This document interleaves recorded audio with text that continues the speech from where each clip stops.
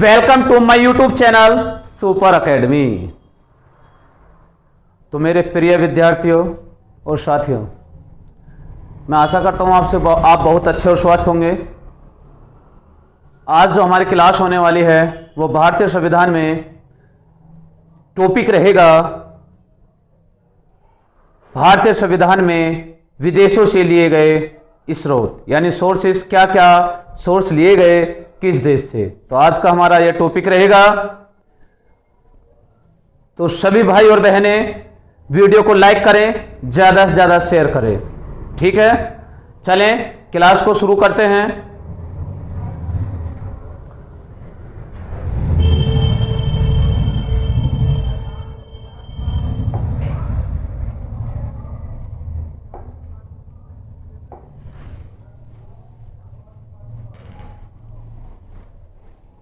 देखिए, जर्मनी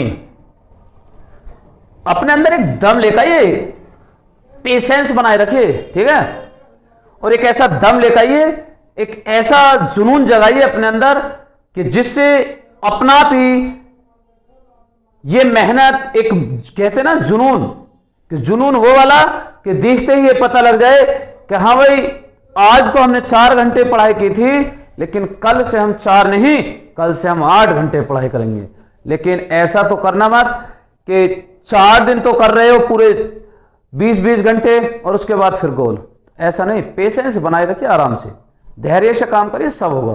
परेशान ना हो, नौकरी लगेगी, सबकी लगेगी, ठीक है। पेशेंस बनाए रखें।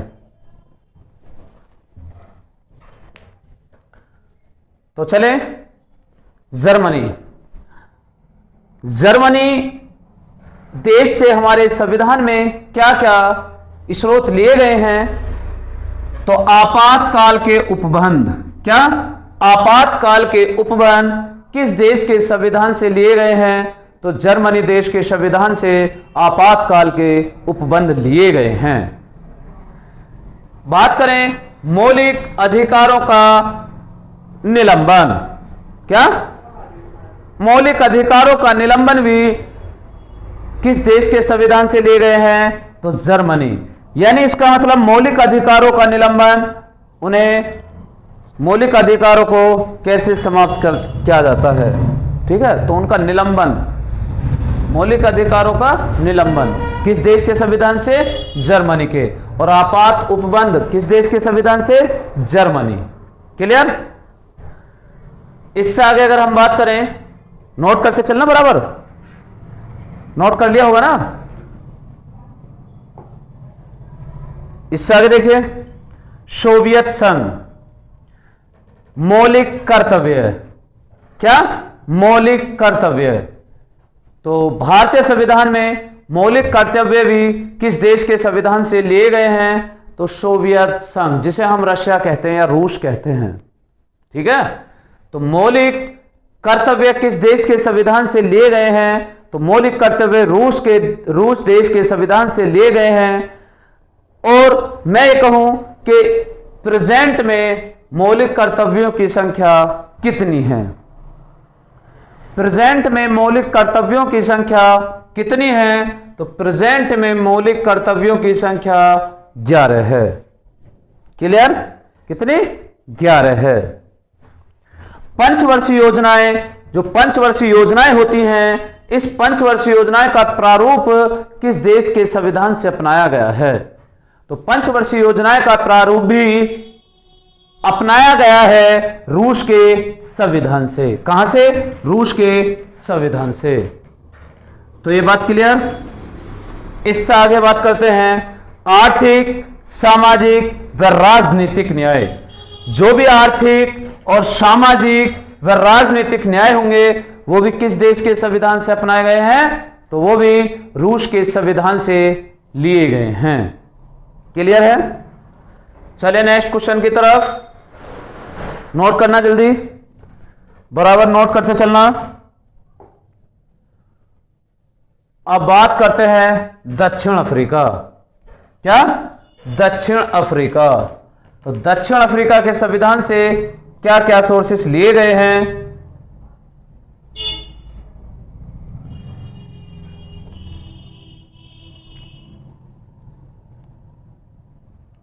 सभी को दिख रहा होगा। तो देखिए, दक्षिण अफ्रीका के संविधान से हमारे देश के अंदर जो मूल संविधान में सोर्सेस लिए गए हैं या स्रोत रखे गए हैं वो क्या क्या हैं। तो संविधान संशोधन की प्रक्रिया, क्या? संविधान संशोधन की प्रक्रिया दक्षिण अफ्रीका के संविधान से ली गई है। अगर मैं आपसे दक्षिण संविधान संशोधन की प्रक्रिया जो है ये किस आर्टिकल के तहत है, किस आर्टिकल के तहत, तो 368, कितने? 368 के तहत। राज्यसभा के सदस्यों के चुनाव की प्रक्रिया,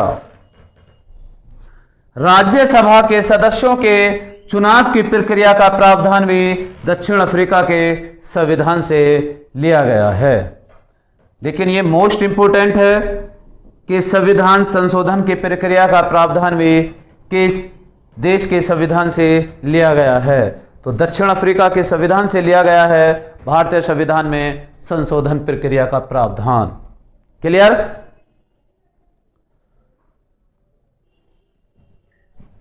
तो मुझे यह भी कमेंट करके बताना कि भारत में, चलो मैं ही बता देता हूं या ऐसे कर लेते, चलो एक क्वेश्चन मैं बता देता हूं, एक क्वेश्चन आप बताइए, कमेंट करके जवाब दीजिए। यह आज का क्वेश्चन रहेगा आपका। भारत में सबसे पहले संशोधन कब किया गया?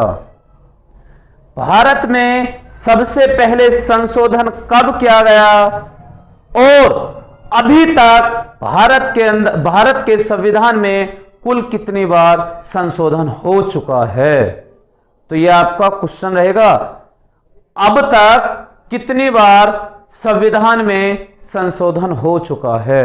ठीक है, मुझे कमेंट में जवाब देना है और जो सही जवाब देगा मैं उसका नेक्स्ट क्लास में, आने वाली अगली क्लास में मैं उसका नाम लूंगा कि इस स्टूडेंट ने इस सही जवाब दिया था।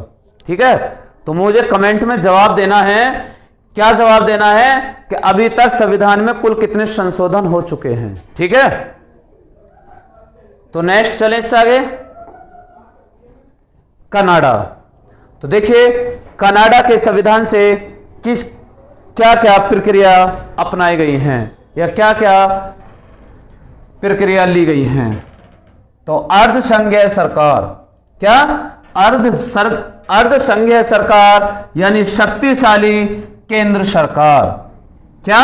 शक्तिशाली केंद्र सरकार, जिसको अर्धसंघीय सरकार कहते हैं। इसके बाद बात करें राज्य व केंद्र सूची। क्या? राज्य व केंद्र सूची। मैंने आपको बताया था कि भारतीय संविधान की अनुसूची नंबर 7 में शक्तियों का विभाजन है। क्या? शक्तियों का विभाजन है, जिसमें केंद्र सूची, राज्य सूची और समवर्ती सूची का प्रावधान दिया गया है। तो यही बात है कि राज्य सूची और केंद्र सूची किस देश के संविधान से अपनाई गई हैं या किस देश के संविधान से ली गई हैं। तो कनाडा देश के संविधान से भारतीय संविधान में कौन सी सूची अपनाई गई है?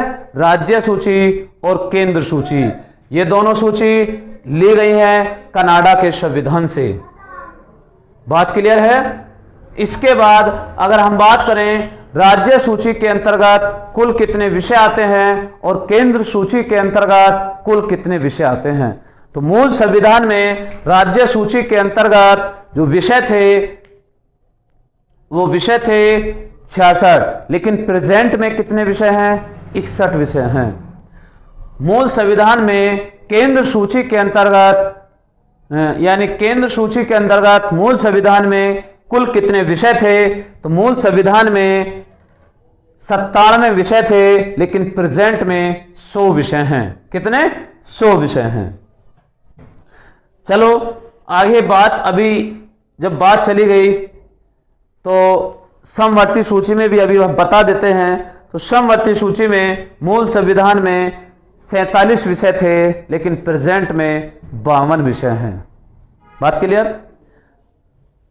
तो राज्य सूची और केंद्र सूची भारत के संविधान में किस देश के संविधान से अपनाई गई है? तो कनाडा देश के संविधान से यह प्रक्रिया ली गई है। केंद्र के पास अवशिष्ट शक्तियां, तो केंद्र के पास अवशिष्ट शक्तियां, यह प्रक्रिया भी किस देश के संविधान से ली गई है? तो यह प्रक्रिया भी कनाडा देश के संविधान से अपनाई गई है। बात क्लियर? अब ये जो है केंद्र के पास अवशिष्ट शक्तियां, ये क्या हैं? अवशिष्ट शक्तियां,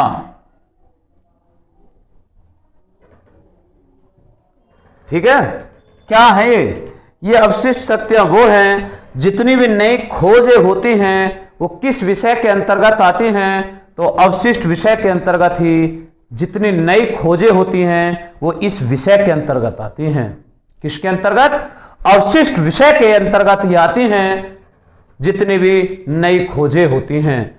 और जो पहले ही जिनकी संविधान सभा या संविधान बनते टाइम जो भी खोज या जो भी कार्य, जो भी विषय थे वो पहले ही डिक्लेयर कर दिए थे कि कौन से विषय केंद्र सूची के अंतर्गत आएंगे, कौन से विषय राज्य सूची के अंतर्गत आएंगे, कौन से विषय समवर्ती सूची के अंतर्गत आएंगे। ये घोषणा कर दी थी संविधान सभा ने, ये पहले ही डिक्लेयर कर दी थी। लेकिन वो भी लोग कितने समझदार थे जिनको ये भी पता था आने वाले टाइम में नई नई चीजें बनेंगी, तो वो नई चीजें किस विषय के अंतर्गत रखी जाएंगी? क्या वो केंद्र सरकार या वो केंद्र सूची के विषय में रखी जाएंगी? क्या वो राज्य सूची के विषय में रखी जाएंगी? क्या वो समवर्ती सूची या समवर्ती विषय के अंतर्गत आएंगी?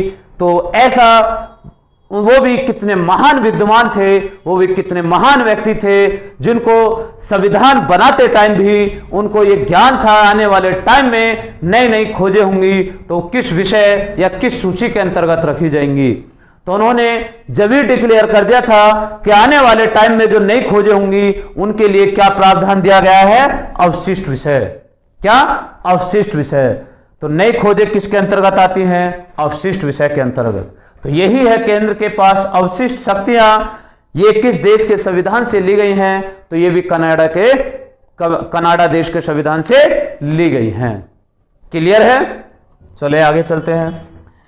केंद्र द्वारा राज्यपाल की नियुक्तियां। केंद्र द्वारा राज्यपाल की नियुक्ति, जो केंद्र यानी केंद्र सरकार होती है, केंद्र सरकार ही राज्यपाल की नियुक्ति करेगी। किसकी? राज्यपाल की नियुक्ति कौन करेगी?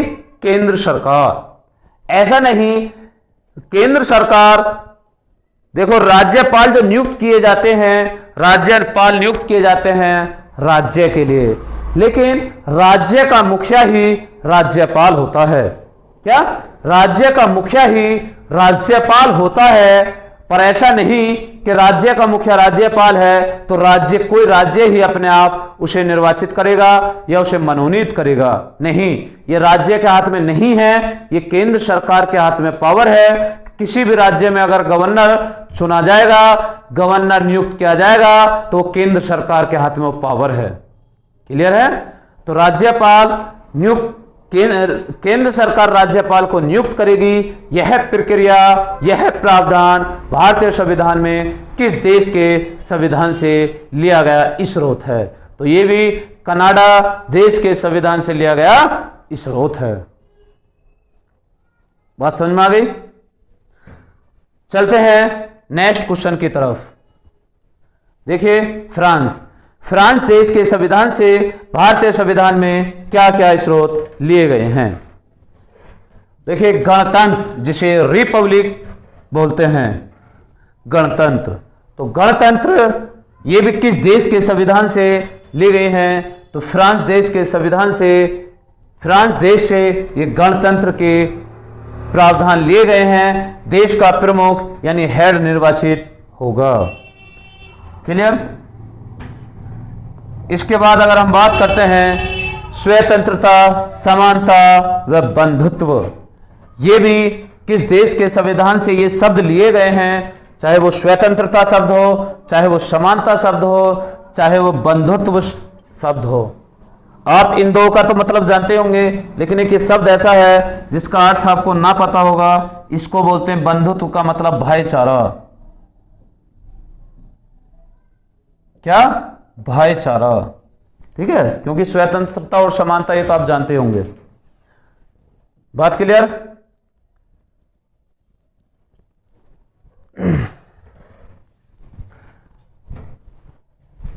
नोट कर लिया सभी ने?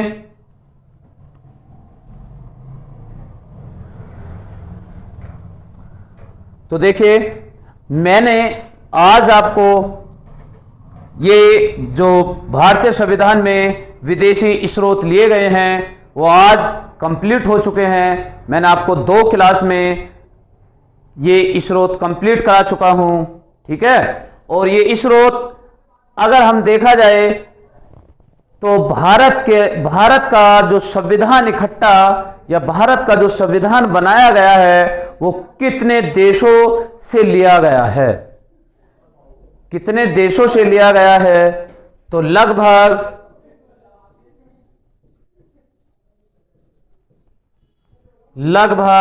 60 देशों के संविधान से लिया गया है। कितने देश?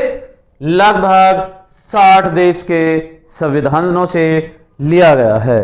लेकिन देखो, मैंने 2 क्लास में आपको कितने विदेशी स्रोत लिए गए हैं, तो मैंने आपको कितने लिखवाए हैं? देखिए, 11वां नंबर है। कितना? 11वां।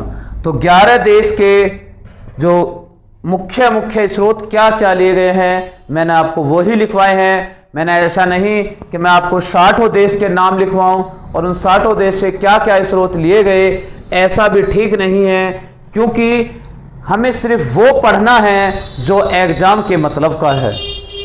ठीक है, हमें सिर्फ वो पढ़ना है जो एग्जाम के मतलब का है। और ये मैं गारंटीड बात कहता हूं कि जितना मैंने लिखवाया है बस आप इतना ही पढ़कर चले जाना, इससे बाहर एग्जाम में कुछ नहीं आएगा। ठीक है, अगर विदेशी स्रोत आएंगे तो इन 11 देशों के मैंने जितने भी विदेशी स्रोत लिखवाए हैं इनको पढ़कर चले जाना, इनसे बाहर नहीं आएगा। कभी आपके दिमाग में ये डाउट रहे कि सर 60 देशों के संविधान से स्रोत लिए गए हैं और आपने तो सिर्फ 11 देशों के स्रोत लिखवाए हैं। तो मेरे भाई और प्रिय साथियों, प्रिय विद्यार्थियों, मेरी बात पर बिल्कुल भरोसा करना। मैं ये कह रहा हूं दावे के साथ कि अगर संविधान के ये विदेशी स्रोत आएंगे तो इन्हीं से आएंगे, क्योंकि मैंने वो लिखवाए हैं मोस्ट इंपोर्टेंट। मैंने ऐसा नहीं कि खिचड़ी बना दी कि हाँ आओ सबे लो, तो ऐसा नहीं। बिल्कुल वो चुनिंदा उठाए हैं जो या तो आज तक एग्जाम में पूछे गए हैं या पूछे जाने की संभावना है। बिल्कुल मोस्ट इंपोर्टेंट। ठीक है, और मोस्ट इंपोर्टेंट में भी वेरी वेरी मोस्ट इंपोर्टेंट उठाए हैं। ठीक है, आ रही है बात समझ में? तो वीडियो कैसी लगी? अगर वीडियो अच्छी लगी हो तो हमारे चैनल को सब्सक्राइब करें, वीडियो को ज़्यादा से ज़्यादा शेयर करें और वीडियो को लाइक करें। ठीक है, तो मेरे प्रिय विद्यार्थियों, आपसे मैं यही निवेदन कर रहा हूं कि वीडियो जितना ज़्यादा से ज़्यादा हो सके उतने ज़्यादा से ज़्यादा शेयर करना। ठीक है, जितना भी ज़्यादा से ज़्यादा हो सके, क्योंकि हमारा जो सपोर्ट करोगे वो आप नहीं करोगे तो और कौन करेगा? जब वीडियो आपके लिए बनाई जा रही है तो आप ही तो सपोर्ट करोगे। तो जितना ज़्यादा से ज़्यादा हो सके, कोई भी ग्रुप हो, हर ग्रुप में वीडियो को ज़्यादा से ज़्यादा शेयर करो ताकि हर बंदा पढ़ सके। ठीक है, और मैं आपको आज एक बात और बताने वाला हूं। हमारा जो ऑफलाइन कोचिंग सेंटर है, अगर कोई हमारे कोचिंग सेंटर में पढ़ना चाहता है तो कोचिंग सेंटर में पढ़ना चाहता है वो सिकंदराबाद में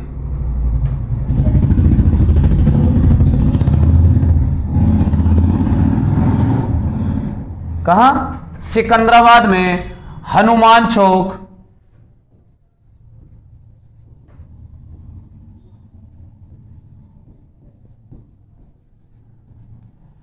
सिकंदराबाद में हनुमान चौक के पास कवाड़ी बाजार में।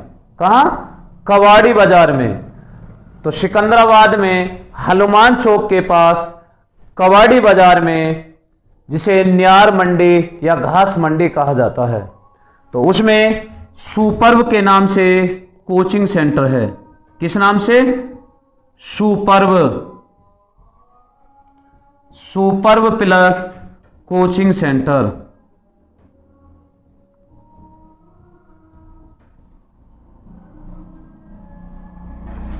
इस नाम से हमारा एक कोचिंग सेंटर है। तो जो भी स्टूडेंट अगर हमारे सेंटर में पढ़ना चाहता है तो कभी भी आ सकता है। ठीक है, जो बैच टाइमिंग है वो बैच टाइमिंग है, फर्स्ट बैच है सुबह 8 बजे से, सुबह 8 बजे से 10 बजे तक। सेकंड बैच है 10 बजे से 12 बजे तक। थर्ड बैच है 3 बजे से 5 बजे तक। तो ये 3 बैच चल रहे हैं। कोई भी स्टूडेंट आकर डेमो क्लास ले सकता है। डेमो क्लास बिल्कुल निःशुल्क है। क्या? डेमो क्लास बिल्कुल फ्री है। 3 दिन डेमो क्लास कर कर देखिए, अच्छा लगे, समझ में आए, तब आप फीस जमा करना। तो आप आइए हमारे कोचिंग सेंटर पर और डेमो क्लास लेकर देखिए। ठीक है, डेमो क्लास में लेने में क्या जा रहा, आप डेमो क्लास तो ले सकते हो ना। आपको, आपने चाहे कहीं भी पढ़ा हो, अगर आप हमारे कोचिंग सेंटर में आकर पढ़ोगे तो आपको कुछ अंतर ही नजर आएगा।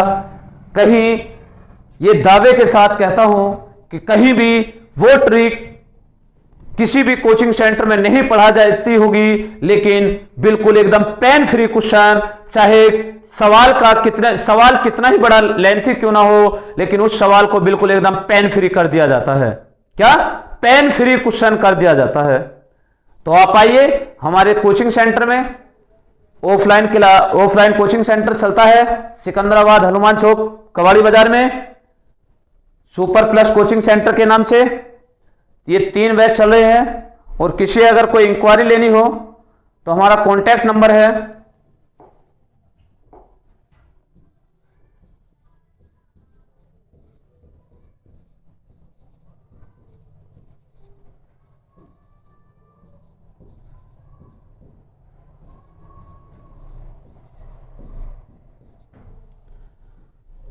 तो कोई भी इन दोनों नंबरों पर आप कांटेक्ट कर सकते हैं। ठीक है, तो 2 नंबर इंक्वायरी नंबर है, आप इन पर कॉल करके इंक्वायरी भी ले सकते हैं। तो ठीक है, फिर मिलते हैं नेक्स्ट क्लास में। तब तक के लिए जय हिंद, जय भारत।